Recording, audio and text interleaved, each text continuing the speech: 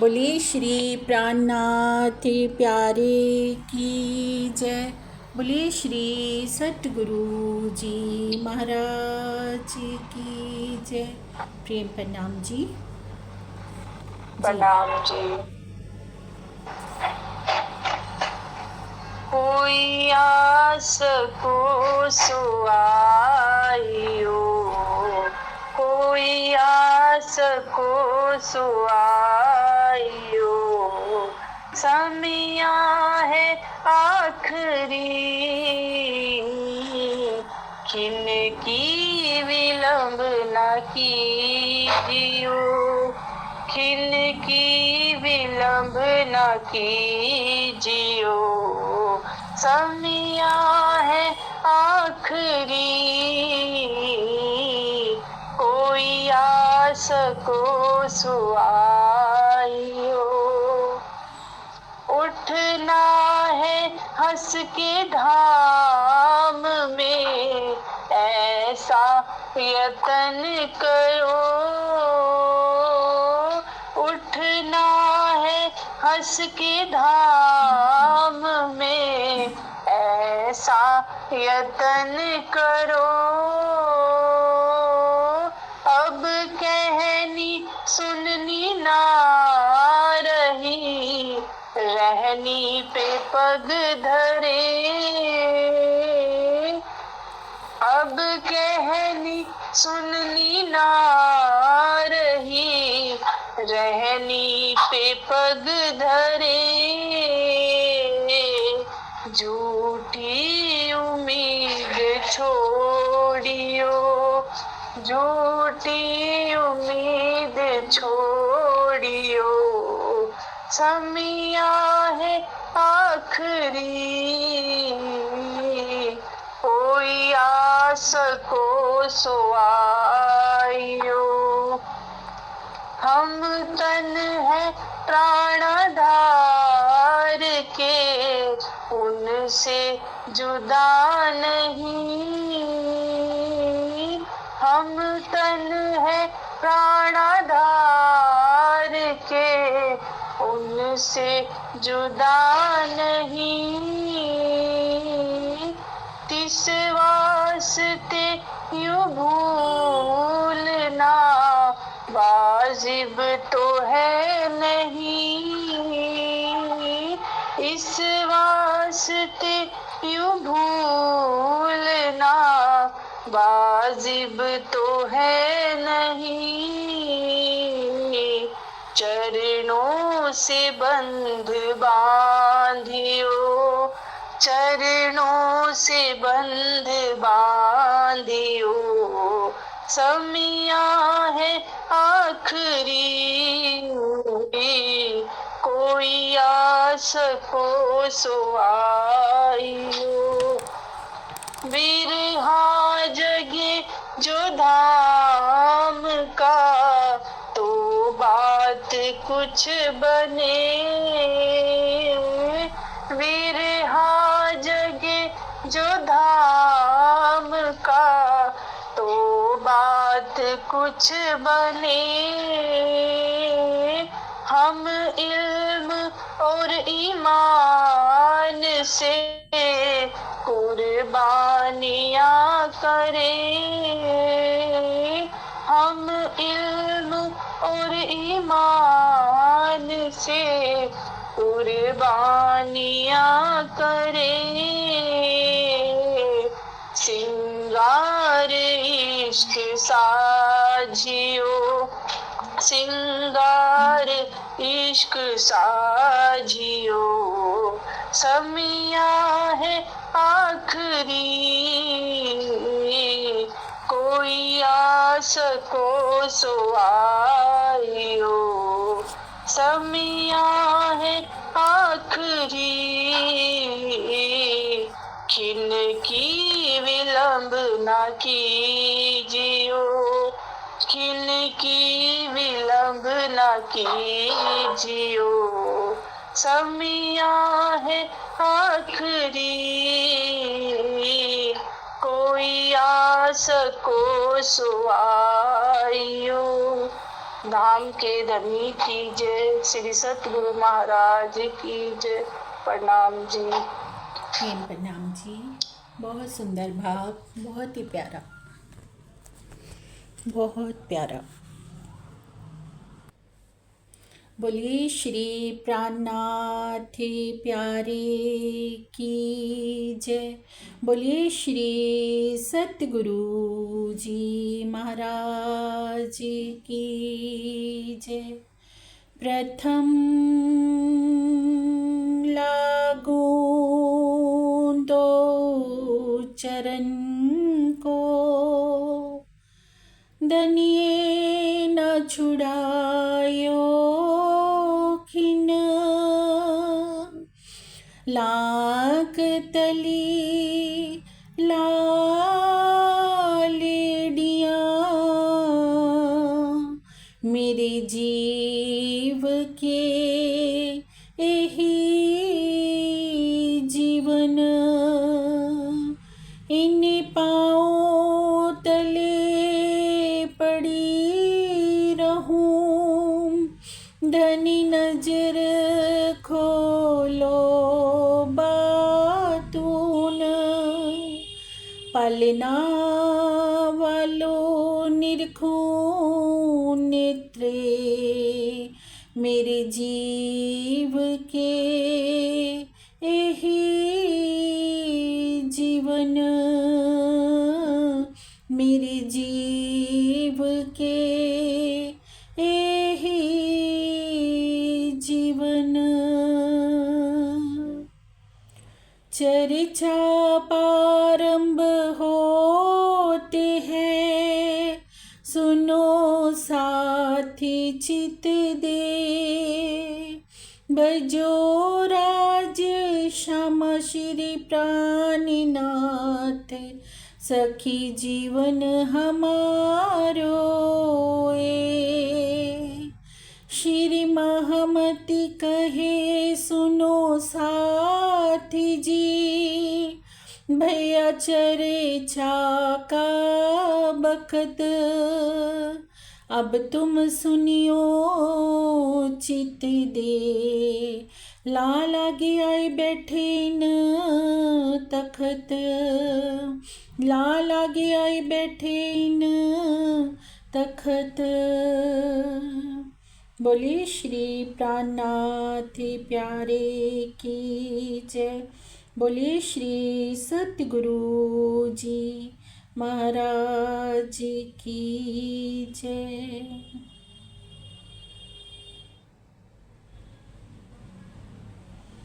प्रेम प्रणाम जी सुंदर साथ जी। प्राणाधार सुंदर साथ जी, अब तक की श्री बीतक चर्चा में हमने रामनगर का प्रसंग सुना, गड़ा का प्रसंग सुना। कैसे गड़े में जब श्री जी पहुंचते हैं तो वहाँ पर जो भगवंत राय हाकिम होता है ना, उनका बेटा सुंदर सा सहित श्री जी को लूटने की योजना बनाता है, जिसके चलते गड़ा को लानत लग जाती है। और रामनगर में जब श्री जी होते हैं, रामनगर में कैसे सूरत सिंह श्री जी के चरणों में आते हैं, श्री जी की पहचान करते हैं और ये बात जाकर देवकरण जी को बताते हैं। देवकरण जी जो महाराजा छत्रसाल जी के भतीजे होते हैं, और देवकरण जी तक जब ये बात पहुंचती है तो कैसे अब आगे महाराजा छत्रसाल जी तक वो सूचना पहुंचाएंगे, श्री जी से मिलन महाराजा छत्रसाल जी का होगा, क्या क्या घटनाक्रम होगा वो आज की बीतक चर्चा में हम सुनेंगे। सुनते हैं चौपाई के द्वारा। प्रेम प्रणाम जी। प्रेम प्रणाम जी। श्यामा जी। महमत कहे मोमिनो, ए गड़ा की बीतक, महमत कहे मोमिनो, ए गड़ा की बीतक, आगे कहो पर ना की जो है वो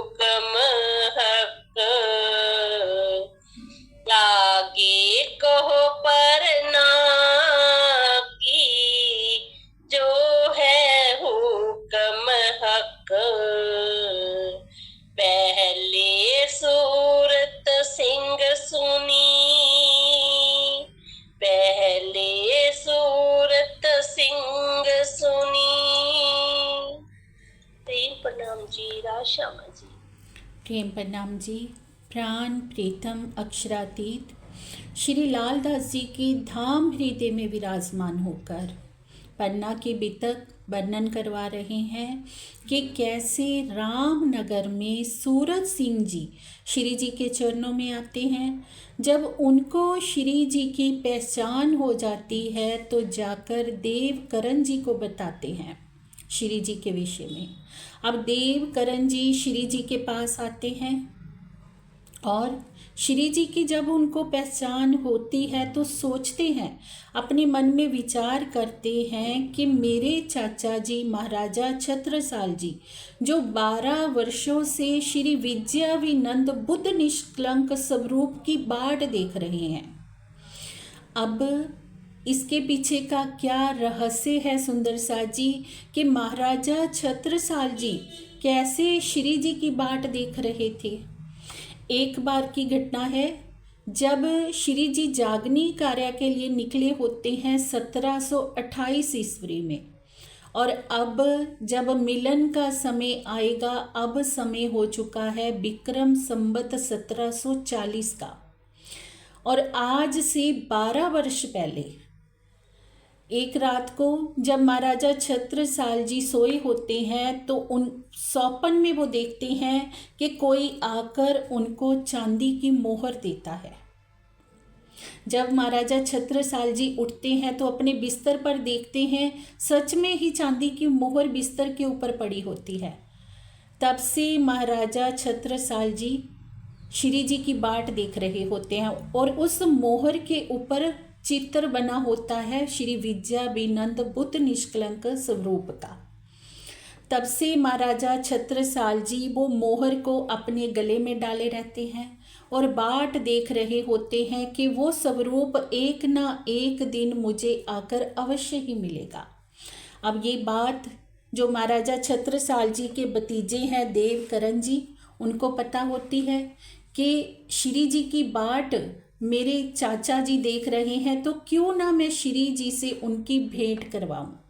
तो यहाँ पर सूरत सिंह को पैगंबर कहा गया है चौपाई में सुंदर सा जी, क्योंकि वो श्री जी का पैगाम लेकर देवकरण जी के पास जाते हैं। अब देवकरण जी को पैगाम लेकर श्री जी देकर भेजेंगे महाराजा छत्रसाल जी के पास। कल की चर्चा में हमने सुना था कैसे श्री जी देवकरण जी से कहते हैं कि आप यहाँ स्वयं नहीं आए हो, आपको भेजा गया है, क्योंकि घर में किसी विवाद के चलते ही वो रामनगर आए होते हैं और श्री जी से उनका मिलन होना, ये सारा घटनाक्रम एक कारण बन रहा है महाराजा छत्रसाल जी के और श्री जी के मिलन का। अब श्री जी का संदेश लेकर श्री देवकरण जी महाराजा छत्रसाल जी के पास जाते हैं और सारी बात बताते हैं कि चाचा जी ऐसे करके जो स्वरूप है वो वही स्वरूप है जिनकी आप बाट देख रहे थे, पर एक बात का ध्यान रखना, क्योंकि श्री जी के पीछे पूरी मुगल सेना लगी हुई है। अगर आप श्री जी से मिलोगे तो हो सकता है कि आपको मुगल सेना से सीधी टक्कर लेनी पड़ जाए। तो महाराजा छत्रसाल जी वो तो श्री जी के इंतज़ार में होते हैं, तो इन सब बातों का उनके ऊपर कोई असर नहीं होता है, वो ध्यान ही नहीं देते हैं इन सब बातों की ओर। अभी पीछे की चर्चा में हमने सुना सुंदर सा जी कि कैसे श्री जी जहाँ जहाँ भी गए थे वो राजा वहाँ के डर जाते थे कि मुगल सेना का आक्रमण हो गया तो हम कैसे झेलेंगे, लेकिन महाराजा छत्रसाल जी के ऊपर इन बातों का कोई प्रभाव पड़ ही नहीं रहा और देवकरण जी से कहते हैं श्री जी से मिलने के लिए। अब उससे पहले उत्तम दास जी और लाल दास जी आते हैं महाराजा छत्रसाल जी के पास और श्रीमद् भागवत के श्लोकों से श्री विद्याविनंद बुद्ध निष्कलंक स्वरूप की पहचान करवाते हैं। जैसे ही सुनते हैं सारी चर्चा महाराजा छत्रसाल जी और अपनी इच्छा व्यक्त करते हैं कि मैं श्री जी के दर्शन करना चाहता हूँ। और अब देवकरण जी को निर्देश देते हैं कि आप श्री जी को यहाँ लेकर आओ। अब श्री जी के पास जैसे ही संदेश पहुंचता है, श्री जी रामनगर से चलकर अगरिया आते हैं और अगरिया से चलकर पन्ना आते हैं, और जहां महाराजा छत्रसाल जी की राजधानी है मऊ सहानिया, अब मऊ सहानिया में आकर श्री जी ठहर जाते हैं और वहाँ से संदेश पहुँचाते हैं महाराजा छत्रसाल जी के पास कि हम मऊ सुहानिया पहुँच चुके हैं। तो श्री जी किलकिला नदी के, पन्ना पहले पहुँचते हैं तो किलकिला नदी के किनारे पर ठहरे होते हैं। अब जो किलकिला नदी का किनारा है, जैसे ही वहाँ ठहरते हैं, जल को पीने के लिए और स्नान करने के लिए सुंदर सा जैसे ही जाने लगते हैं ना, तो जो वहाँ के आदिवासी गौड़ लोग होते हैं, बनवासी लोग जो आसपास के होते हैं, वो भाग कर आते हैं जैसे ही सुंदर साथ का मेला वहाँ पर देखते हैं, और सुंदर साथ को उस जल में जाने के लिए रोकते हैं, क्योंकि जो किलकिला नदी का जल होता है, उनका मानना होता है कि ये जल इतना विषैला है कि कोई भी इस जल को पीता है या स्नान करता है तो उसकी मृत्यु हो जाती है। अब इस सारी घटना के पीछे की घटना क्या है, पौराणिक कथाओं में क्या कहा जाता है सुंदर सा जी कि एक बार लक्ष्मी जी का और गंगा जी का आपस में विवाद हो जाता है, बैकुंठ में दोनों का झगड़ा हो जाता है। जो जब झगड़ा होता है तो दोनों एक दूसरे को मृत्यु लोक में जाने का श्राप दे देती हैं। अब मुख से एक बार तो वचन निकल गई, बाद में दुखी हो रही है कि हमने ऐसा क्यों कर दिया। तो भगवान विष्णु जी कहते हैं कि तुम दोनों दुखी मत हो, क्योंकि पर ब्रह्म के स्वरूप आने वाले हैं, स्वयं पर ब्रह्म दुनिया में आने वाले हैं, और जब वो उस दुनिया में आएंगे तो आपका उद्धार होगा। और पहले हमने सुना हरिद्वार के शास्त्रार्थ में, जब हरिद्वार श्री जी जाते हैं तो गंगा का उद्धार करते हैं। अब किलकिला नदी के रूप में जो लक्ष्मी जी, जिनको पद्मावती कहा जा रहा है, पद्मावती अर्थात लक्ष्मी जी, अब लक्ष्मी जी का उद्धार करेंगे किलकिला नदी के रूप में जो बह रही है। अब सुंदर साथ को तो पूर्ण विश्वास है अपने धनी जी के ऊपर। सब सुंदर सा श्री जी के चरण कमलों में आते हैं और श्री जी के चरण कमल का अंगूठा धोकर उस जल में डाल देते हैं, किलकिला नदी के जल में डाल देते हैं, और पूरी किलकिला नदी का जो जल होता है अमृत के समान मीठा हो जाता है। संध्या आरती में हम गाते भी हैं, जल की नदियां अमृत कीनो, कौन स्वरूप पधारा है सुंदर साजी, जिनके चरण रज से विशैला जल भी अमृत हो गया। तो ऐसे ही एक नदी जो विशैले जल की है ना, प्रत्येक प्राणी के अंदर बह रही है। हम सबके अंदर भी कभी एक विशैले जल की नदी बहा करती थी, या कहें सुंदर साथ जी कि प्रत्येक प्राणी के अंदर बहती है, पर वो विशैले जल की नदी पावन कब होगी, जब पर ब्रह्म के स्वरूप को अपने हृदय में हम बसाएंगे। पर ब्रह्म के चरण कमल जब तक हृदय में नहीं पड़ेंगे, तब तक हमारे हृदय में जो बसी हुई वासनाएं हैं, जो हमारे हृदय की मलिनता है, वो कैसे धुलेगी, वो विशैलापन कैसे हटेगा, जब तक हम पर ब्रह्म के चरण कमलों को अपने हृदय में नहीं बसाएंगे। जिनकी चरण रज से किलकिला नदी का जल शुद्ध हो गया, तो जब वो चरण कमल किसी भी सुंदर साथ के हृदय में पड़ जाएंगे, तो क्या हमारे हृदय के विकार नष्ट नहीं हो पाएंगे सुंदर साथ जी? निश्चित ही नष्ट हो पाएंगे। तभी हमें कहा जाता है कि सुंदर साथ जी प्रतिदिन राजी का ध्यान कीजिए, प्रतिदिन धनी का चिंतन करते करते जैसे हम उनके चरण कमलों को अपने हृदय में बसाते जाएंगे ना, हमारे हृदय की भी सारी विशैलता निकलती जाएगी। जितना भी विष माया का हमारे हृदय में भरा हुआ है ना, वो सारा विष निकलता जाएगा और हमारे हृदय में अमृत ही अमृत का वास हो जाएगा। क्योंकि धनी जी की शोभा में क्या बसा है? अमृत। अब वो किलकिला का विशैला जल अमृत बन चुका है धनी जी के चरणों का अंगूठा धोकर डालने से, उनके चरणामृत से। तो ऐसे स्वरूप के चरण कमल हमें मिले हैं सुंदर साथ जी। देखा जाए तो ऐसी इतिहास में कभी घटना नहीं हुई होगी कि जिनके चरणों का अंगूठा धुलने से पूरी नदी का जल ही पावन हो गया हो। तो ये पहचान करवाती है हमें श्री बीतक साहब कि कौन स्वरूप पधारा है, स्वयं अक्षरातीत का स्वरूप, स्वयं परब्रह्म परमात्मा का स्वरूप, जिनकी चरण रज मिलने से लक्ष्मी जी भी अपने को पावन महसूस कर रही हैं, गंगा जी भी अपने को पावन महसूस कर रही हैं, जिनकी चरण रज को ब्रह्मा विष्णु महेश जी भी तरसते हैं, वो पूर्ण ब्रह्म परमात्मा आए हैं। और जिनके हृदय में वो चरण कमल बस जाते हैं, उनका हृदय भी पावन हो जाता है, वो जीव जन्म मरण के चक्रों से मुक्त हो जाता है। जो पर ब्रह्म परमात्मा का ध्यान करता है, ये है इस स्वरूप के चरणों में नतमस्तक होने का फल सुंदर साथ जी। तो सोचने वाला विषय है कि हमें मिला क्या है, कितना अनमोल खजाना हमें मिला है। ये कोई छोटी मोटी बात नहीं है। तभी तो श्री मुखवाणी कहती है, चरण माशूक के आशिक पिए रस धोए धोए।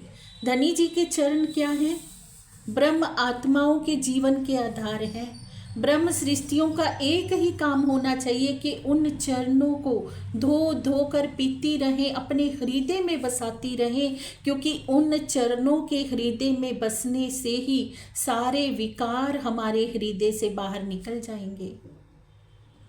अगर हम चाहते हैं पल पल धनी जी की शोभा में डूबे रहना, हम चाहते हैं अपने हृदय को शुद्ध करना, तो एक ही उपाय है, श्री जी के चरण कमलों को, धनी जी के चरण कमलों को पल पल अपने हृदय में हम बसाए रखें। सुंदर सा जी, ये घटनाक्रम हमारे लिए बहुत बड़ी प्रेरणा है। अब महाराजा छत्रसाल जी के पास संदेश पहुंचता है। पन्ना जी से लगभग 74 किलोमीटर की दूरी पर है मऊ सुहानिया। अब जैसे ही मऊ सुहानिया में महाराजा छत्रसाल जी को संदेश पहुंचाया जाता है, तो महाराजा छत्रसाल जी संदेश पहुंचाते हैं कि श्री जी, मेरा अभी यहाँ आना ठीक नहीं है, क्योंकि अफगन खान ने हमला कर दिया है।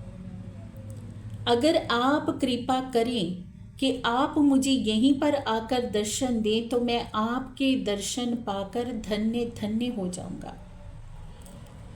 क्योंकि एक राजा का पहला उत्तरदायित्व क्या होता है कि अपने राज्य की सुरक्षा करना। महाराजा छत्रसाल जी, अफगन खान ने हमला कर दिया होता है, तो ऐसे में असहाय अपनी जनता को छोड़कर कैसे जा सकते थे। तो श्री जी से आग्रह करते हैं कि श्री जी, आप यहीं आकर मुझे दर्शन दीजिए, और आप जो स्त्रियां हैं, बच्चे हैं, बुजुर्ग हैं, उन सबको वहीं पर छोड़ आइए, और युवा सुंदर साथ को साथ लेकर आइए, और मुझे आकर आप अपने दर्शन दीजिए। अब श्री जी युवा सुंदर साथ को साथ लेकर आते हैं, और जैसे ही महाराजा छत्रसाल जी को संदेश पहुंचता है, महाराजा छत्रसाल जी श्री जी से मिलने आते हैं एक अनपढ़ गांव वाले का भेष बनाकर, क्योंकि अभी अफगन खान ने हमला किया होता है, और उस समय में मुगल सेना कभी भी हमला कर देती थी तो सुरक्षा का ध्यान रखना पड़ता था कि क्या पता कोई मुगलों का ही कोई आदमी भेष बदल कर ना आ जाए, और किसी भी तरह का कोई नुकसान से हर पल चौकन्ने रहना पड़ता था। इसी के चलते महाराजा छत्रसाल जी भेष बदल कर आते हैं श्री जी से मिलने के लिए। अब श्री जी को दूर से ही देखते हैं, और दूर से ही प्रणाम करते हुए क्या कहते हैं कि बाबाजू राम राम, दूर से ही प्रणाम कर रहे हैं। तो श्री जी भी उत्तर में कहते हैं कि बाबाजू कही बाबाजू राम राम, बाबा बैठो इताए।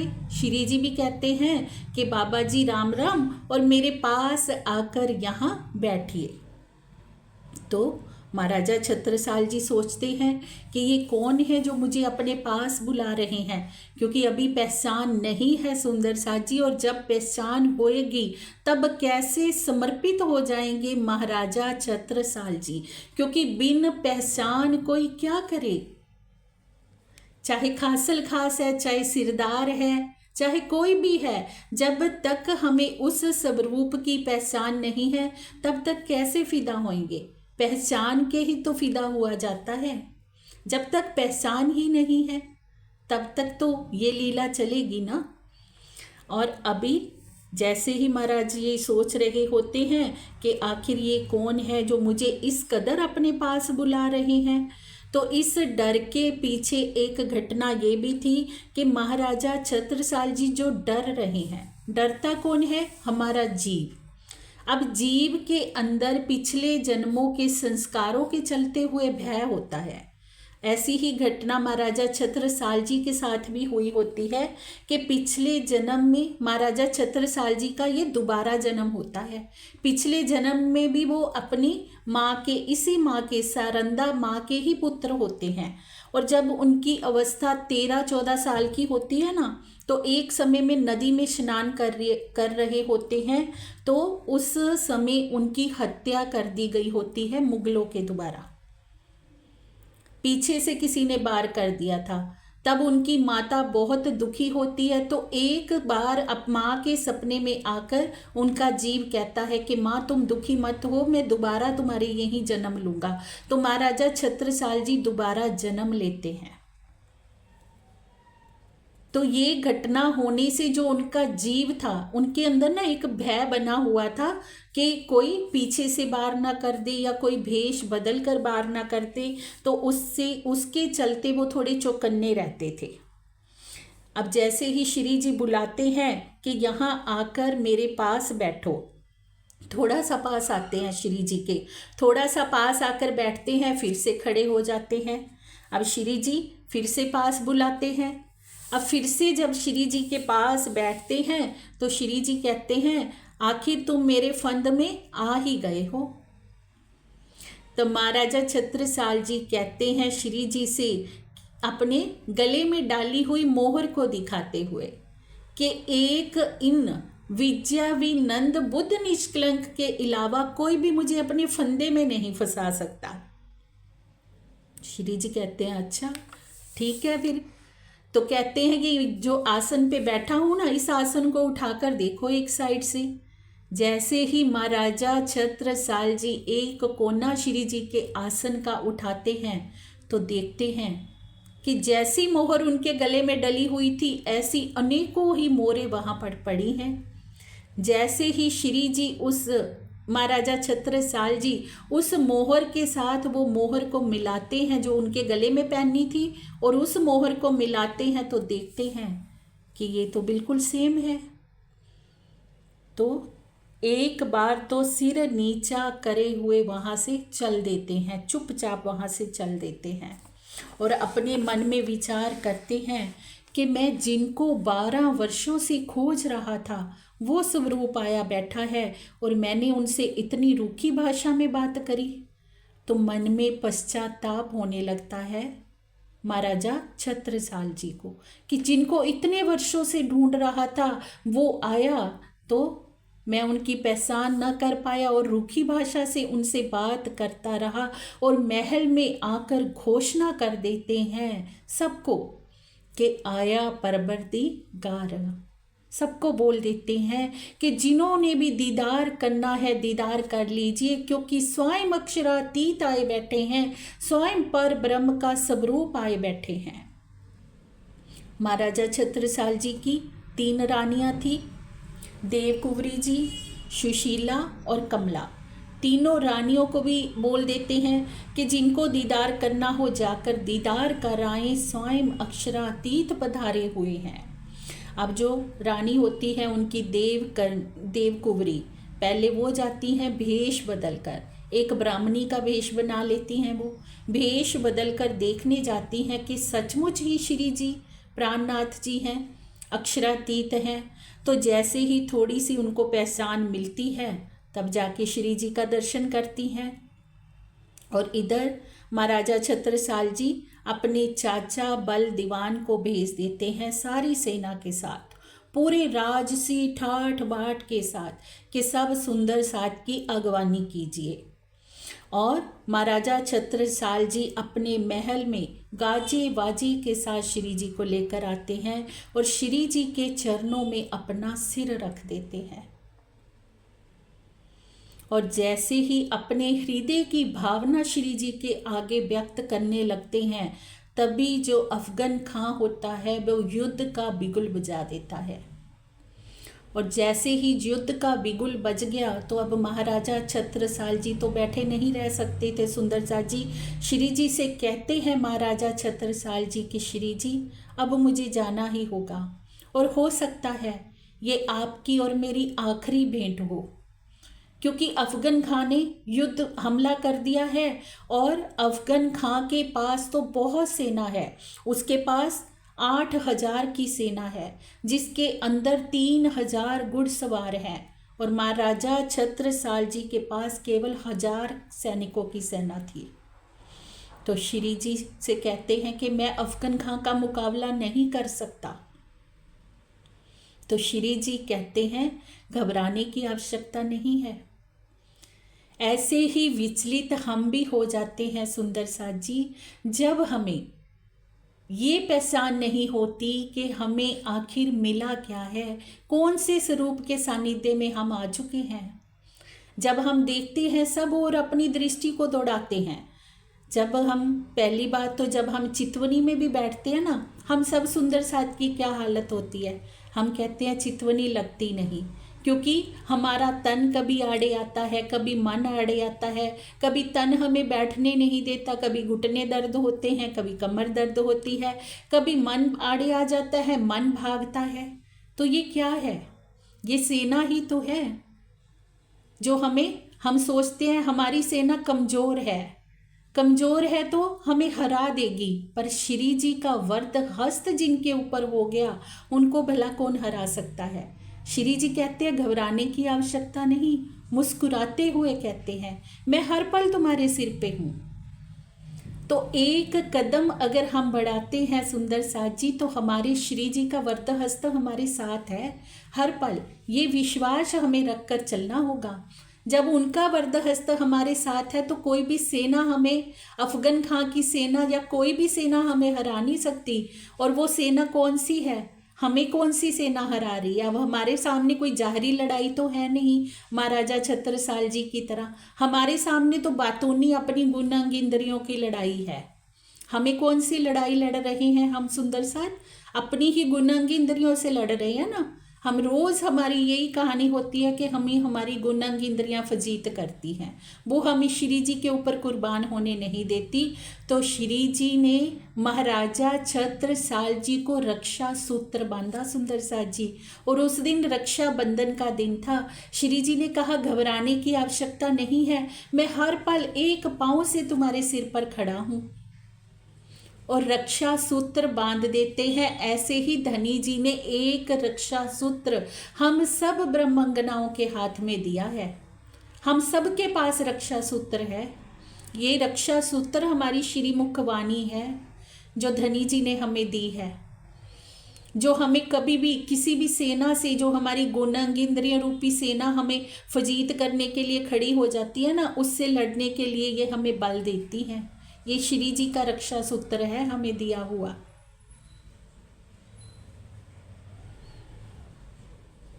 तो अब हमें भी घबराना नहीं है, क्योंकि श्री जी सबके हैं सुंदर साथ जी। ये घटना भी आगे आएगी। कभी नहीं सोची हम कि ये घटनाक्रम हो गया, महाराजा छत्रसाल जी के सिर पे श्री जी ने हाथ रख दिया। जो कोई सुंदर साथ धर्म के लिए कुर्बानी करेगा, जो कोई सुंदर साथ धनी जी को पाना चाहता है, धनी जी की प्रेम की राहों पर चलना चाहता है, श्री जी हर एक सुंदर साथ के साथ हैं। हर एक सुंदर साथ के ऊपर रक्षा सूत्र है। हर एक सुंदर साथ के ऊपर श्री जी का वरद हस्त है। अब महाराजा छत्रसाल जी के सिर पर जैसे ही रखते हैं वरद हस्त, तो श्री जी का आशीर्वाद लेकर जैसे ही जाते हैं युद्ध के मैदान में महाराजा छत्रसाल जी, तो युद्ध शुरू होता है अफगन खां से। आमने सामने की लड़ाई होने लगती है, द्वंद्व युद्ध होने लगता है। द्वंद्व युद्ध जब होने लगता है तो देखते हैं महाराजा छत्रसाल जी के जैसे ही अफगन खां अपनी तलवार से उनके ऊपर वार करने लगा, तो तलवार उनके हाथ से ही छूट गई। ऐसा लगा जैसे किसी ने पीछे से पकड़ लिया हो तलवार को। कौन रक्षा कर रहा है सुंदर साथ जी? वो प्राण प्रीतम जो पल पल हमारे सिर पर विराजमान है। और तलवार उनके हाथों से छूटी और दूसरा बार जैसे ही महाराजा छत्रसाल जी ने किया, तो तलवार अफगन खां की छाती पर होती है, उसे बंदी बना लिया जाता है। और कितना घबरा रहे थे कि 8,000 की सेना है उसके पास, 8,000 सैनिक है, कैसे मैं जीतूंगा। तो ये घटनाक्रम हमारे लिए बहुत बड़ी प्रेरणा है सुंदर साथ जी। नहीं हमें अपनी ताकत को कभी छोटा समझना। जिनके सिर पर वो पर ब्रह्म, वो पिया पर ब्रह्म विराजमान है, उन्हें कभी अपनी ताकत को छोटा नहीं समझना। जिनके चरणामृत से विष की नदियां अमृत हो गई, जिनकी चरण रज को देवी देवता तरसते हैं, जिनकी चरण धूलि से ये भरतखंड की भूमि पावन हो गई, और जिनके वरद हस्त से 1,000 सैनिक 8,000 के ऊपर भारी पड़ गए सुंदर साथ जी, वो प्रीतम हमारे पास हैं, वो हमारा आगा ले रहे हैं। फिर हम क्यों घबरा जाते हैं? बिल्कुल नहीं घबराना। धनी जी की मेहर को हर पल साथ रखना है, धनी जी के रक्षा सूत्र को हर पल अपने अंग संग महसूस करना है, हर पल उस रक्षा सूत्र का बल लेके हमें चलना है। श्री मुखवाणी का आसरा हर पल। और जैसे महाराजा छत्रसाल जी ना अफगन खां के ऊपर हमला करने जाते हैं, जैसे ही युद्ध का बिगुल बजता है, तो महाराजा छत्रसाल जी को अंतर मन से भी श्री जी ने प्रेरणा करी। अंतर मन से उनको ये प्रेरणा हुई कि रात के समय में ना, जब अफगन खां रात्रि के अंधकार में नाच गाने में जब मस्त हो, तब उस समय हमला बोलना। कैसे पल पल धनी जी रक्षा कर रहे हैं, हर एक पल, हर एक मोड़ पे। ये घटनाक्रम अब भी हुआ सुंदर साथ जी के अफगन खां की तलवार को छीना, और तब भी होगा जब पन्ना जी में श्री जी की अंतर ध्यान लीला होती है और महाराजा छत्रसाल जी पहुँचते हैं, अपने घोड़े को दौड़ाते हैं, तब भी श्री जी उनकी रक्षा करते हैं। हर पल वो प्रीतम हमारे साथ है, पर हमें अनुभव नहीं होता। क्यों सुंदर साथ जी? क्यों नहीं हम विचार करते कि कौन हमारे साथ है? हर पल, हर घड़ी, पल पल इस माया में हमें धनी जी ने बचाया हुआ है। यही तो हमने सुना था कोट के शुक्राने में कि कौन है वो स्वरूप। उस स्वरूप की पहचान कीजिए सुंदर साथ जी। हमारे हाथ में आए हुए उस खजाने को हम पहचाने कि हमारे हाथ में खजाना लगा कौन सा हुआ है, इसे हल्का लेकर हम ना जाने। अब श्री जी किलकिला नदी के घाट पर आते हैं। महाराजा छत्रसाल जी अपने राज की व्यवस्था सुधारने के लिए मऊ सोहानिया में ही होते हैं। अब श्री जी बाद में पन्ना जी आएंगे। जो मजली रानी होती है महाराजा छत्रसाल जी की, सुशीला, वे श्री जी की पहचान करती हैं, श्री जी के चरणों में समर्पित होती हैं, श्री जी की सेवा में रहती हैं। अब महाराजा छत्रसाल जी आते हैं श्री जी के चरणों में और तारतम ग्रहण करते हैं। जैसे ही तारतम लेते हैं और ये जागनी ब्रह्मांड से लेकर काल माया के ब्रह्मांड से लेकर परम धाम तक का जब नक्शा देखते हैं, पट देखते हैं, तो उनकी अंतर आत्मा जागृत हो जाती है। उन्हें दृढ़ संकल्प हो जाता है कि मेरे धाम धनी ही सत्य हैं, उनके चरण कमलों का आसरा ही मुझे लेना है और मुझे कुछ काम नहीं करना। धनी जी के चरणों में रहना ही मेरा मेन कार्य है। तो सोचते हैं अब मुझे राजपाट भी नहीं चाहिए, सब कुछ मेरा प्राण प्रीतम है। तो बहुत ही आदर पूर्वक आनंद उल्लास के साथ श्री जी को लेकर जाते हैं चोपड़ा की हवेली में और श्री जी को पालकी में बिठाते हैं। पालकी को कंधा भी स्वयं महारानी और महाराजा लगाते हैं, कोई सैनिक नहीं रखा। श्री जी की पालकी को कंधा लगाने के लिए स्वयं लेकर जाते हैं कि ये हमारे प्राण प्रीतम अक्षरातीत हैं। अब श्री जी को आदर प्रेम पूर्वक जब लेकर जाते हैं तो जो चोपड़ा की हवेली का दरवाज़ा होता है, पालकी उस दरवाजे से अंदर नहीं जा पाती है। तो जो महारानी सुशीला होती हैं उनके हृदय में भाव आता है तो अपनी साड़ी का पावड़ा बिछाने के लिए दौड़ती है, अपनी साड़ी का पावड़ा बिछाती है श्री जी के चरण कमल रखने के लिए। तो महाराजा छत्रसाल जी देखते हैं और सोचते हैं, जैसे पति लोग सोच लेते हैं कि पति हूँ तो मेरा पहला अधिकार है, तो कहते हैं कि पहला अधिकार मेरा है। तो महारानी की साड़ी को उठा देते हैं, अपनी पाग का पावड़ा बिछा देते हैं। पर श्री जी तो सब देख रहे हैं। ये घटनाक्रम भी बहुत प्रेरणादायी है सुंदर साथ जी, कि यहाँ पर श्री जी ने कैसे हमें बताया कि वो सबके हैं। ये मत सोचियो कि वो किसी एक के हैं, राज्य सबके लिए आए हैं। सब सुंदर साथ को प्रेम सेवा करने का अधिकार है। तो जैसे ही महाराजा छत्रसाल जी अपनी पाग का पावड़ा बिछाते हैं ना, जो पाग होती है वो हवेली तक पहुंच ही नहीं पाती, छोटी रह जाती है। फिर श्री जी स्वयं से कहते हैं महारानी को कि आप अब अपनी इच्छा पूरी कर लीजिए। फिर महारानी अपनी साड़ी का पावड़ा बिछाती हैं, क्योंकि धनी जी सबके हैं सुंदर साथ जी। इसलिए कभी हम दुखी ना होएं, हमें अपने हृदय में सिर्फ भाव लेके चलना है। अगर हमारे हृदय का भाव सच्चा है ना तो सबकी इच्छा पूर्ति होगी। ये जागनी का ब्रह्मांड धनी जी ने बनाया ही इसलिए है, सब आत्माओं को हर तरह से आनंदित करने के लिए, अपने दिल का सारा खजाना लुटाने के लिए, सारा परम धाम का खजाना पिया जी इस जागनी ब्रह्मांड में लेकर आए, हमें देने के लिए ही तो लाए हैं सुंदर साथ जी। तो हमारी कोई भी इच्छा अधूरी नहीं रहेगी। जैसा भाव होगा, जैसी इच्छा होती है, सब सुंदर साथ को फल मिलता है।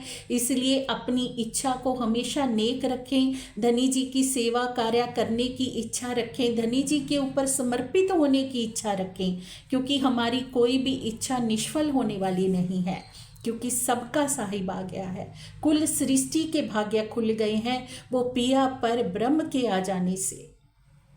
अब श्री जी बहुत ही प्रेम पूर्वक श्री जी से आग्रह करते हैं महाराजा छत्रसाल जी कि श्री जी मैं आपकी आरती उतारना चाहता हूँ और परम धाम में आप युगल स्वरूप के रूप में विराजमान हैं। मैं चाहता हूँ कि अब यहाँ पर भी सिंहासन पर आप युगल जोड़ी ही विराजमान हुए। तो मैं आपके साथ श्री वाईजी राज जी को पधराकर आपकी आरती उतारना चाहता हूँ। परम धाम में ऐसा नहीं है सुंदर सा जी कि सिंहासन पर बाईजी राज जी विराजमान है, वहाँ पर तो श्यामा जी विराजमान है, लेकिन वाहिदत की दृष्टि से कोई भी आत्मा किसी से कम नहीं है। तो भाव उन्होंने ये वाला लेकर, युगल जोड़ी का भाव लेकर, श्यामा जी कहाँ विराजमान है? श्री जी के ही धाम हृदय में श्यामा जी विराजमान है। और युगल जोड़ी का भाव लेकर बाईजी राज जी को श्री जी के साथ बिठाते हैं और बहुत ही प्रेम पूर्वक आरती उतारते हैं और अपने ही द्वारा बनाया हुआ छंद जो महाराजा छत्रसाल जी गायन करते हैं, पूर्ण ब्रह्म ब्रह्म से न्यारे, आनंद अखंड अपार मेरे बालाजी, आनंद अखंड अपारे। कि मेरे घर कौन पधारे हैं? पूर्ण ब्रह्म, जो ब्रह्म से भी न्यारे हैं, जो अक्षर ब्रह्म जी से भी परे हैं, वो पूर्ण ब्रह्म परमात्मा मेरे घर पधारे हैं। शिव सनकादि आदि के इच्छित, शेष न पावे पार मेरे वाला जी, शेष न पावे पार। शिव जी भगवान, शिव सनकादिक, ब्रह्मा जी, विष्णु भगवान जी भी जिनको देखने की, जिनकी चरण धूलि पाने की इच्छा करते रहते हैं, वो परमात्मा मेरे घर पधारे हैं। कोई मत समझियो, महाराजा छत्रसाल जी कहते कि छत्रसाल के गुरु आए हैं, मेरे घर सच्चिदानंद आए हैं। ये मेरे गुरु नहीं है, इनको खाली गुरु मत समझ लेना, ये तो पर ब्रह्म का स्वरूप है। डंके की चोट पर अनाउंस कर दिया कि मेरे घर पूर्ण ब्रह्म परमात्मा आए हैं। ये पहचान करी महाराजा छत्रसाल जी ने, सुंदर साथ जी। अपना आपा सब कुछ वार दिया, अपना सर श्री जी के चरणों में रख दिया और अपने राजमहल की चाबी लाकर श्री जी के चरणों में रख दी कि श्री जी आज से मेरा मुझ में कुछ नहीं, जो कुछ है सो तेरा, मेरा जो कुछ था वो आज से आपका है, क्योंकि आज से आपका छत्ता भी आपका है। जब मैं आपका हूं तो मेरा जो कुछ है वो आपका है। तो ऐसे ही सुंदर साथ जी, जब हम स्वयं को धनी जी के ऊपर समर्पित करते हैं तो फिर हमारा क्या रह जाता है? हमारा हम में कब तक कुछ रहता है? जब तक हम समर्पित नहीं करते। जब हमने स्वयं को अर्पित कर दिया तो सब कुछ धनी जी का हो गया।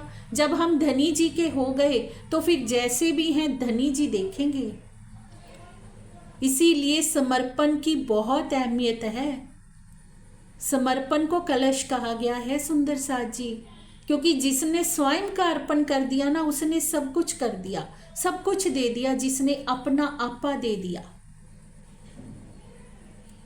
एक बड़ी वस्तु इस संसार में क्या है, हमसे क्या नहीं हो पाता? हम अपना आपा नहीं दे पाते। जिसने आपा दे दिया, महाराजा छत्रसाल जी के मिलाप की इस घटना से ये बहुत प्यारा सिखापन हमारे लिए है सुंदर साथ जी, कि स्वयं को अर्पित कर दीजिए धनी जी के चरणों में, कि धनी जी मेरा जो कुछ है वो तेरा है, मैं तेरा हूँ। चाहे मेरे में गुण है, भले अवगुण है, मेरे में जो कुछ है मैं आपकी शरण में हूँ, अपने सारे गुण अवगुणों के साथ। आगे आपकी जैसे इच्छा हो मुझे वैसा कर दीजिए। तो धनी जी के लिए क्या मुश्किल है सुंदर साथ जी? पर पहले वो हमारी मैं की कुर्बानी चाहते हैं, मैं का विसर्जन चाहते हैं। जिसने मैं का विसर्जन कर दिया ना, धनी जी हर पल उनके अंग संग हैं। तो महाराजा छत्रसाल जी ने यही किया, अपना आपा बार दिया, अपना आप ही बार दिया श्री जी के ऊपर। अब देख रहे हैं जो उनके चाचा बलदीवान होते हैं, क्योंकि जहाँ पर प्रेम होता है, जहाँ पर समर्पण होता है, परीक्षाओं की कसौटियाँ भी होती हैं सुंदर साथ जी। देखा जाता है धनी जी के द्वारा कि हमारा प्रेम कितना अडिग है। हमें मार्ग से डिगाने के लिए बहुत सी ऐसी परिस्थितियां सामने आती हैं, कोई ना कोई रूप में माया हमारे आड़े आएगी, हमारे ईमान की परीक्षा लेने के लिए। पर ईमान से कौन डगमगाता है? जिसने पहचान नहीं करी होती। जिसने पहचान कर ली उसके ईमान को कोई नहीं डिगा सकता। अब माया का रूप बनकर चाचा बलदीवान है जो महाराजा छत्रसाल जी के, वही आड़े आ रहे हैं। वो देख रहे हैं कि महाराजा छत्रसाल जी तो हर पल श्री जी के चरणों में बैठे रहते हैं, अपनी पाग उतार कर श्री जी के चरणों में रख देते हैं, कभी अपना सर श्री जी के चरणों में रख देते हैं, कभी श्री जी का जूठा भोजन प्रसाद के रूप में खा रहे हैं। महाराजा होकर ऐसी बात कर रहे हैं तो ये इनको शोभा नहीं देती, क्योंकि चाचा बलदीवान जी को अभी श्री जी की वैसी पहचान नहीं है जैसी महाराजा छत्रसाल जी को है। तो वो तो यही सोचते हैं कि एक क्षत्रिय महात्मा आया है और एक क्षत्रिय महात्मा के ऊपर महाराजा ऐसे लोटपोट हो रहे हैं। तो बहुत बार महाराजा छत्रसाल जी को वो समझाते हैं इस बात के लिए। समझाना नहीं इसको कहते हैं अपने पथ से डिगाना। उनको उनके पथ से डिगाने का प्रयास करते हैं। कौन कर रहा है ये प्रयास? चाचा बलदीवान के रूप में माया ही तो प्रयास कर रही है। पर महाराजा छत्रसाल जी का ईमान वो नहीं डिगा सकते, क्योंकि ब्रह्म सृष्टि के पास ना दो अनमोल निधियां हैं। वो क्या है? इश्क और ईमान। ब्रह्म सृष्टि के दो पंख हैं, वो पंख इतने अटूट है ना, इश्क और ईमान का पंख। ब्रह्म सृष्टि को कितना भी माया जोर लगा ले, एक तो उसके ईमान को नहीं हिला सकती। जिसने पहचान लिया, अभी जिसने पहचाना नहीं उनकी बात तो अलग है, जिसने पहचान लिया कि ये मेरे धाम धनी है, उसके ईमान को कोई डिगा नहीं सकता। दूसरी दौलत है ब्रह्म अंगना के पास इश्क की दौलत, पर ब्रह्म के प्रेम की दौलत। अब बहुत प्रयास करते हैं चाचा बल दीवान, पर नहीं सफल हो पाते। महाराजा छत्रसाल जी के ईमान को नहीं डिगा सकते, क्योंकि परम धाम की ब्रह्म सृष्टि शाकुंडल की वो आत्मा है सुंदर सा जी। कैसे ईमान से वो हिल सकती थी, जिनके ऊपर श्री जी का ऐसा प्यार भरा बर्दाश्त हो, उनको कोई कैसे उनके पथ से विचलित कर सकता था। अब बहुत प्रयास करने पर भी जब उनको कोई सफलता नहीं मिलती है, तो फिर सोचते हैं एक दिन कि ऐसे क्या मैं करूं कि श्री जी के विषय में पता तो करवाऊं कि आखिर ये सच में ही विद्याविनंद बुद्ध निष्कलंक का अवतार है। तो उसके लिए योजना बना रहे होते हैं कि उससे पहले एक घटना होती है कि महाराजा छत्रसाल जी एक बार श्री जी से मिलने के लिए जाते हैं श्री जी के कक्ष में, और देखते हैं कि लालदास जी श्री जी के चरणों में बैठे होते हैं। अब लालदास जी और श्री जी के बीच में धर्म से संबंधित चर्चा हो रही होती है। महाराजा छत्रसाल जी सीधे अंदर नहीं जाते हैं, इशारे से लालदास जी को बुलाते हैं कि लालदास जी कोई खास अंदर मीटिंग चल रही है। तो लालदास जी कहते हैं कि धर्म को लेकर चर्चा चल रही है।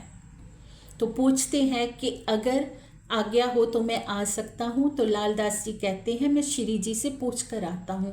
अब दोनों के अंदर की ये इतनी शालीनता की भावना इस प्रसंग से वर्णित हो रही है सुंदर सा जी। अब देखिए, महाराजा को इस बात का अहम नहीं कि मैं महाराजा हूँ तो कभी भी श्री जी से मिलने सीधा चला जाऊँ। देख रहे हैं कि अंदर मीटिंग चल रही है तो सीधे बिना आज्ञा के नहीं जा रहे। और लालदास जी भी ये नहीं कि सीधा कह दिया कि आप आ जाइए, कह रहे हैं मैं श्री जी से पूछ कर आता हूँ। श्री जी की इजाज़त मिलती है तो दोनों अपना काम करते हैं। तो महाराजा छत्रसाल जी अंदर जाते हैं।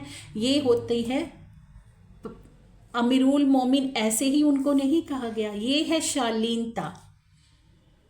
कोई अहम नहीं अपने महाराजा पद का कि सीधे अंदर चले गए कक्ष में। तो श्री जी के पास जाते हैं, जैसे ही देखते हैं कि कुरान पक्ष से वहाँ पर वार्ता हो रही है, हिंदू धर्म ग्रंथों से वार्ता हो रही है। तो श्री जी बताते हैं कि छत्रसाल जी, जो हिंदू धर्म ग्रंथों में मुझे विद्याविनंद बुद्ध निष्कलंक स्वरूप कहा गया है ना, वैसे ही कुरान के अंदर भी मुझे आखरुल इमाम मेहंदी साहिबुजनामा कहा गया है। और बताते हैं कि कुरान के अंदर तुम्हारी भी साक्षियाँ हैं, सतगुरु धनी श्री देवचंद्र जी की भी साक्षियां हैं। तुम्हें कुरान में हारून कहा गया है और औरंगजेब को कुरान में फारून कहा गया है। तो जैसे ही सुनते हैं ये सारी बात महाराजा छत्रसाल जी, उनको एकदम से जोश आ जाता है। कहते हैं कि धामधनी, अगर ऐसी बात है तो मुझे कोई चिंता नहीं, अब मैं औरंगजेब को आपके चरणों में झुकाकर ही रहूँगा, आपके आशीर्वाद से। तो यही तो चाहिए था सुंदर सा जी। श्री जी अब तक खोज कर रहे थे हिंदू राजा की, इसीलिए तो कर रहे थे। शाकुंडल की आत्मा को अभी तक खोज रहे थे, क्योंकि धनी जी जानते थे कि परम धाम की ब्रह्म अंगनाओं के अलावा कोई समर्पण का पाठ पढ़ सकता ही नहीं। और वही होता है सुंदर सा जी कि महाराजा छत्रसाल जी तैयार होते हैं और श्री जी का वरद हस्त छत्रसाल जी को मिल जाता है। कितनी लड़ाइयाँ वो लड़ते हैं मुगलों के खिलाफ और हर युद्ध में विजयी होते हैं महाराजा छत्रसाल जी। किन के वरद हस्त से? श्री जी के वरद हस्त से। कोई इतनी बड़ी सेना नहीं थी उनके पास, पर ब्रह्म की कृपा थी। तो कृपा कितनी बड़ी है सुंदर साथ जी। तभी तो कहा जाता है फिकर न कर जिक्र कर। अगर हम फिक्र करेंगे तो कुछ बनेगा नहीं, अगर हम जिक्र करेंगे तो सब कुछ बन जाएगा सुंदर साथ जी। ये घटना हमें बता रही है प्रत्यक्ष कि श्री जी के ऊपर वो समर्पित हुए, अपना सर रखा। क्या कहा है महाराजा छत्रसाल जी ने, पहले दाता हम भये गुरु को दीनो शीश, पीछे दाता गुरु भये सब कुछ कियो बख्शीश। पहले अपना सर देना पड़ता है। पहले हमने अपना सर देना सीख लिया तो पीछे धनी की कोई भी मेहर से हम वंचित नहीं रह सकते। पूरी मुगल सेना महाराजा छत्रसाल जी के नाम से कांपा करती थी, पूरी मुगल सेना। जब मुगलों को पता चलता था ना कि महाराजा से युद्ध करना पड़ेगा तो कांप उठते थे, क्योंकि जानते थे कि उनके पास खुदाई ताकत है, और जिनके पास खुदाई ताकत है उनका कोई बाल भी बांका नहीं कर सकता। सुंदर साथ जी, ऐसी घटनाएं बहुत सी होती हैं कि बहुत से ऐसे मुगल होते हैं जो महाराजा छत्रसाल जी का अनिष्ट करना चाहते हैं, पर पहुंच भी नहीं पाते थे छत्रसाल जी की तरफ, और युद्ध के मैदान में स्वयं ही लड़कट कर मर जाते थे। छत्रसाल जी को किसी के ऊपर हथियार भी नहीं उठाना पड़ता था, स्वयं ही कट मर जाते थे वो आपस में, क्योंकि श्री जी की कृपा की नज़र थी उनके ऊपर। और सतगुरु की कृपा असंभव को संभव कर देती है। जिसके ऊपर सतगुरु की कृपा हो जाती है वो गूंगे भी बोलने लग जाते हैं, वो बहरे भी सुनने लग जाते हैं। सुंदर साथ जी, ये है धनी जी का वरद हस्त, ये है सतगुरु की कृपा। और पूरा मुगल साम्राज्य थर थर कांपता है महाराजा छत्रसाल जी के नाम से, श्री जी से मिलने के बाद। अब इधर चाचा जो बलदेवान होते हैं वो सोच रहे होते हैं कि प्राणनाथ जी का किसी के साथ मैं शास्त्रार्थ कराऊं, हिंदुओं के पंडितों के साथ करवाऊं और मौलवियों के साथ भी मैं उनका शास्त्रार्थ करवाऊं, जिससे कि पता चल जाए कि वो कौन है। तो इसलिए उन्होंने देश के जो सर्वश्रेष्ठ काजी थे, काजी मुल्ला और पंडितों को बुलाया और धर्म चर्चा करवाते हैं श्री जी की। सबसे पहले मोहबा के एक काजी होते हैं अब्दुल रसूल को बुलाते हैं और उस प्रसंग पर लाल दास जी श्री जी की ओर से चर्चा करते हैं अब्दुल रसूल के साथ। अब अब्दुल रसूल अपने को मानते हैं कि कुरान का मेरे जितना तो कोई विद्वान ही नहीं, तो अभिमान में आकर कहते हैं कि कुरान को पढ़ते पढ़ते तो मेरी दाढ़ी के बाल भी सफ़ेद हो गए हैं कि मैं कुरान का इतना मरमज ज्ञाता हूँ। तो ठीक है, लालदास जी कहते हैं तो ठीक है, फैसला करते हैं। तो कहते हैं बताइए, जो कुरान में 5 तरह की पैदाइश कही है वो क्या है। पहली बात तो बता देते हैं 5 तरह की पैदाइश कौन सी है। 5 तरह की जो पैदाइश कही है सुंदर साथ जी, उसमें एक ब्रह्म सृष्टि कही है जिसको अंगूर कहा है, ईश्वरी सृष्टि को खजूर कहा है, जीव सृष्टि को खेती कहा है, और 1 हाथ की और 2 हाथ की पैदाइश कहा है। ये 5 तरह की पैदाइश कहा है। 5 तरह की पैदाइश का जब वर्णन कर देते हैं तो लालदास जी कहते हैं कि आप ये बताइए कि आप कौन सी पैदाइश हो। तो अब वहाँ पे अटक जाते हैं, क्योंकि पता ही नहीं कि 1 हाथ की पैदाइश कौन सी है, 2 हाथ की पैदाइश कौन सी है। ब्रह्म सृष्टि अंगूर है तो वो अंगूर कौन सी है, खजूर है तो खजूर कौन सी है। अगर अपने को जीव सृष्टि कहते हैं तो फिर 2 जग के अधिकारी होते हैं। अगर अपने को 1 हाथ की कहते हैं, उस विषय में पता ही नहीं है कौन है, तो कभी कुछ कहते हैं कभी कुछ कहते हैं। तो वहाँ पे अटक जाते हैं। अब लाल दास जी बताते हैं कि ब्रह्म सृष्टि जो है वो खजूर है, वो अंगूर है, क्योंकि पर ब्रह्म की जो अलादनी शक्तियाँ हैं वो अंगूर है, ईश्वरी सृष्टि को खजूर कहा है। जीव सृष्टि जो खलकत से पैदा हुई है, कुन्न से पैदा हुई है, उन्हें खेती कहा है। और एक हाथ की पैदाइश वो जो मोहम्मद साहब के ऊपर जो दुनिया ईमान लेकर आई, वो एक हाथ की पैदाइश है। और पिया प्राणनाथ जी के ऊपर, सतगुरु धनी श्री देवचंद्र जी के ऊपर, इन दोनों स्वरूपों के ऊपर, रूह अल्लाह के ऊपर और पिया प्राणनाथ जी के ऊपर जो कोई ईमान लेकर आया, वो 2 हाथ की पैदाइश है जो दोनों स्वरूपों के ऊपर ईमान लेकर आया। तो वहाँ पर नतमस्तक हो जाते हैं और मान लेते हैं कि श्री जी ही आखरुल इमाम के स्वरूप हैं। तो चाचा बलदीवान सोचते हैं कि कहीं पैसे देकर तो इनसे ये बात नहीं कहलवाई गई कि ये काजी साहब ऐसी बात कह रहे हैं। फिर उनसे पूछते हैं कि कहीं आप पैसे के लालच में तो नहीं ऐसी बात कह रहे। तो काजी रसूल जो अब्दुल रसूल होते हैं वो कहते हैं कि मैं कुरान को अपने सर पर रखकर कसम खाकर कहता हूँ कि यही इनके पास अल्लाह की शक्ति है, ये अल्लाह के स्वरूप हैं, कि इतनी गहन बातों की व्याख्या बिना अल्लाह ताला के कोई नहीं कर सकता। कुरान के गुज रहस्यों को उजागर उन स्वरूप के अलावा कोई नहीं कर सकता। अब यहाँ पर चाचा बलदीवान का सिर नीचा हो जाता है और फिर पंडितों से करवाते हैं शास्त्रार्थ। अब ये तो हुई कतेब पक्ष से, अब वेद पक्ष से भी बात करवाते हैं।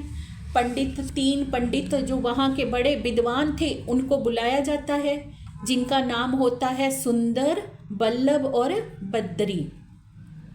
सुंदर, बल्लभ और बद्री को बुलाया जाता है। उनके साथ शास्त्रार्थ करेंगे महाराजा छत्रसाल जी स्वयं, क्योंकि महाराजा छत्रसाल जी को धनी जी का वरद हस्त मिला है। सुंदर सा जी तलवार की माहिरता ही नहीं मिली, सिर्फ तलवार के ही धनी नहीं है, ज्ञान के भी धनी है। जिनके ऊपर ज्ञान के सागर पूर्ण ब्रह्म परमात्मा का वरद हस्त हो गया हो, उनके ऊपर ज्ञान की गंगा कैसे नहीं बरसेगी। जिनकी शरण में आने से, सतगुरु की शरण में, पिया पर ब्रह्म की शरण में जब हम जाते हैं तो क्या कहा है सतगुरु की महिमा में सुंदर साथ जी, सतगुरु तुम दीपक भये कियो जो आप समान। धनी जी का स्वरूप कैसा है, उस दीपक के समान, जो बुझे हुए दीपक को अपने ही जैसा बना देता है। देखने पर कोई पहचान ही नहीं पाता कि कौन सा दीपक कौन सा था। ये दीपक कभी बुझा हुआ था, अब जल रहा है, किसने किसको जलाया है। ये है पिया जी का स्वरूप, जो अपनी ब्रह्म अंगनाओं को अपने ही जैसी शोभा निमाज देते हैं। महाराजा छत्रसाल जी जैसे ही बैठते हैं शास्त्रार्थ करने के लिए, तो अखंड ब्रज रास का, परम धाम की त्रिदा लीलाओं का वर्णन होता है। तो जैसे ही पूछते हैं श्रीमद् भागवत के प्रश्नों को, अखंड ब्रज रास के प्रश्नों को, कि जो रास अखंड है वो कहाँ अखंड है, जो रास की रात्रि इतनी लंबी कही गई है वो कौन सी रात्रि का वर्णन किया गया है, जो त्रिदा लीला है वो क्या है, 3 कृष्ण 3 लीलाएं कैसी हैं, 2 कृष्ण कौन से हैं, तो कुछ भी उनको नहीं आता है। तो क्या कहते हैं कि इनका जवाब तो स्वयं कृष्ण जी ही दे सकते हैं, मैं कहाँ से दूँ।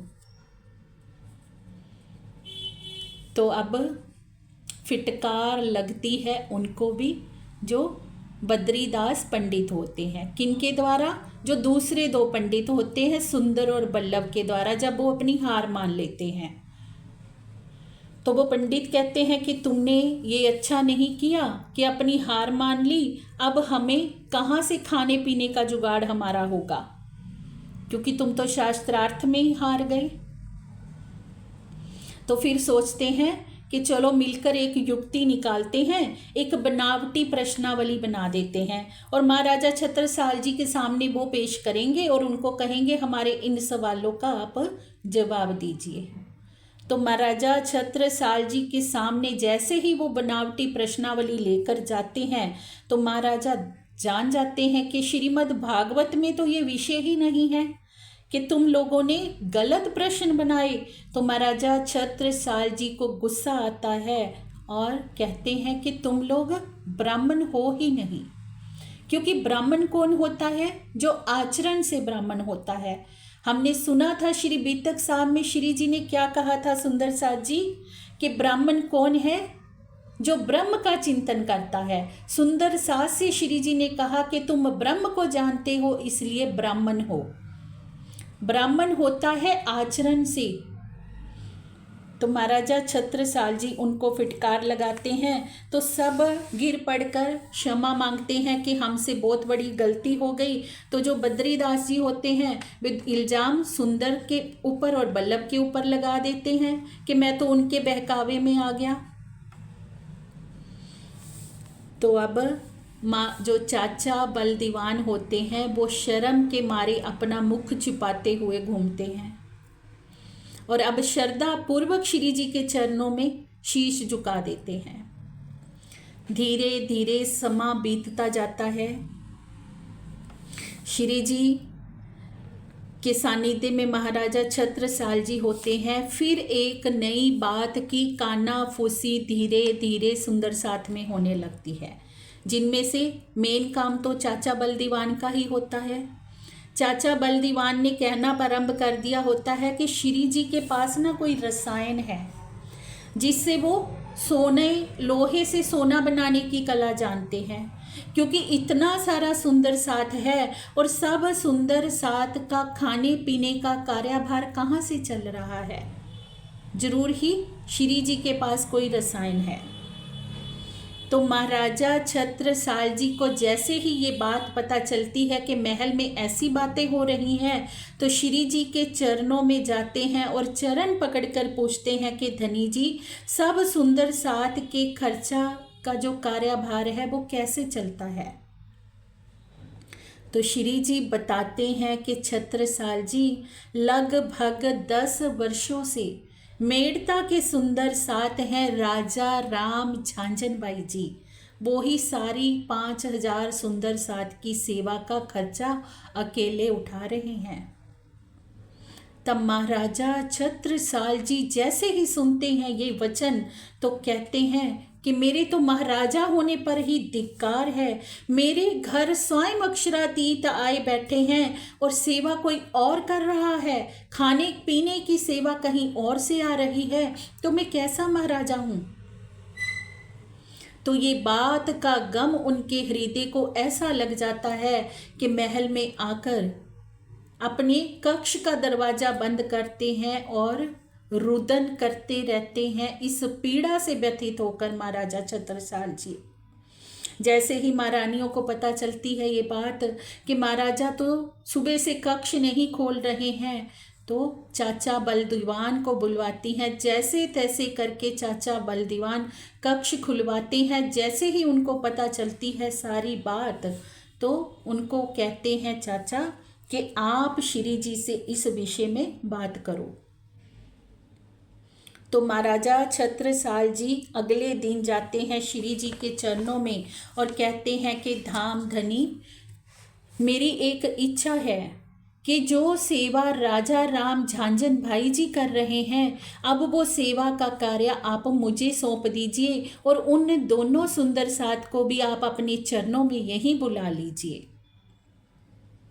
पर श्री जी तो सब बात जानते हैं सुंदर साथ जी, क्योंकि सेवा किनको दी जाती है? जिनके अंदर सेवा की योग्यता होती है। ऐसा नहीं है कि महाराजा के अंदर योग्यता नहीं है, योग्यता तो उनके जैसी कहीं हो ही नहीं सकती, पर वो जानते हैं श्री जी के पन्ना जी में इतनी आमदनी नहीं है, महाराजा के पास इतनी आमदनी का सोर्स नहीं है, राज्य छोटा है, तो कैसे सब सुंदर साथ की सेवा होगी?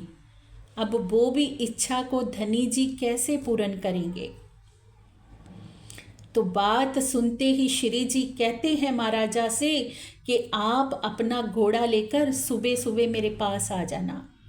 जैसे ही महाराजा अपना घोड़ा लेकर श्री जी के पास आते हैं तो श्री जी उनके सिर पर वरद हस्त रखते हुए कहते हैं कि सूर्य अस्त से पहले पहले तुम जितनी जगह पर अपना घोड़ा दौड़ाना चाहते हो उतनी जगह पर घोड़े को दौड़ाओ, और शाम के समय मेरे पास आना, सूर्यास्त के समय।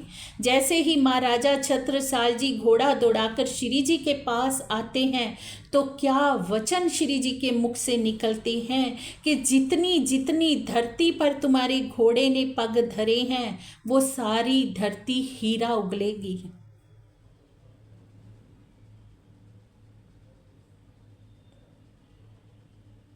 तो सुंदर साथ जी, ये है वो स्वरूप की महिमा, ये है अक्षरातीत जिनके वरद हस्त से पन्ना की धरती हीरा उगलने लग गई। सुंदर साथ जी, इतनी अपार महिमा है। हम छोटे छोटे चमत्कार कहीं से देख लेते हैं ना तो सब और सुनाते फिरते हैं। ये चमत्कार ये सुनाइए सुंदर साथ जी, ये दिखाइए दुनिया को रास्ता कि कौन आया है। श्री जी चाहते तो क्या नहीं कर सकते थे, पर सारी शोभा ब्रह्म अंगनाओं को दे रहे हैं। उनके वरद हस्त से क्या नहीं हो सकता। पन्ना जी की धरती हीरा उगलने लग गई। पर महाराजा छत्रसाल जी की महानता देखिए, आगे वो क्या कहते हैं कि श्री जी ये तो मेरी सेवा ना हुई ना, ये तो आपके आशीर्वाद से ऐसा हुआ कि पन्ना जी की धरती में हीरा उत्पन्न हुआ। मेरी सेवा क्या हुई। सेवा कौन सी होती है, जो परिश्रम से करके की जाती है, जो अपनी मेहनत से कमाकर सेवा की जाती है, सेवा वो होती है। ये उनकी महानता है महाराजा छत्रसाल जी की कि मैं अपनी हाथों से आपकी सेवा करना चाहता हूँ। उसके लिए मैं चाहता हूँ कि आप हथनी पर सवार होइए और मैं सभी और अनाउंस करूँगा कि आप ही आखरुल इमाम हैं, आप ही विद्याभिनंद बुद्ध निष्कलंक अवतार हैं। और मैं सारे देश विदेश के राजाओं को आवाहन करूँगा, जो कोई आपको आखरुल इमाम मानेगा तो ठीक है, अगर नहीं कोई मानेगा तो उसको मेरे साथ युद्ध करना होगा और उनको कर देना होगा, और वो धन जो आएगा उससे मैं आप सुंदर साथ की सेवा करना चाहता हूँ। तो ऐसा ही होता है सुंदर साथ जी। महाराजा छत्रसाल जी सेना सजाते हैं और जगह जगह स्थान स्थान पर श्री जी को लेकर जाते हैं। श्री जी सवार होते हैं हाथी पर और महाराजा छत्रसाल जी सभी राजाओं को आवाहन करती हैं। सब ने लिख कर दिया कि श्री जी ही आखरुल इमाम साहिबुजनामा है। बहुत से मुल्लाओं ने लिख कर दिया, बहुत से राजाओं ने लिख कर दिया। और ये महजरनामा जब औरंगजेब बादशाह तक पहुंचा तो उसने पढ़कर अपना मुख नीचा किया कि ये मेरे से कितना बड़ा अपराध हुआ कि स्वयं अल्लाह ताला स्वयं आखरुल इमाम आए और मैं उनकी पहचान नहीं कर पाया। अब इस प्रकार से पूरे देश में जगह जगह पर जाते हैं महाराजा छत्रसाल जी, श्री जी को जाहिर करते हैं और अंत में चित्रकूट में पहुंचते हैं। चित्रकूट में बसंत सुर्खी जो वहाँ का राजा होता है वो श्री जी की बहुत पहचान तो नहीं कर पाया, और श्री जी की जो थोड़ी उसने 1 साल तक सेवा की होती है वहाँ श्री जी कुछ समय के लिए रहते हैं और वहाँ पर बड़ा क़यामत नामा ग्रंथ अवतरित होता है जिसमें महाराजा छत्रसाल जी की छाप है। सुंदर साथ जी धनी जी ने शोभा, इस ग्रंथ में शोभा सारी महाराजा छत्रसाल जी को दी क्योंकि उनकी सेवा से इतने प्रसन्न हुए पिया प्राणनाथ जी। और आगे पन्ना जी में जो जो घटनाक्रम होगा वो हम सुनेंगे कल की चर्चा में। आज के लिए प्रेम प्रणाम जी।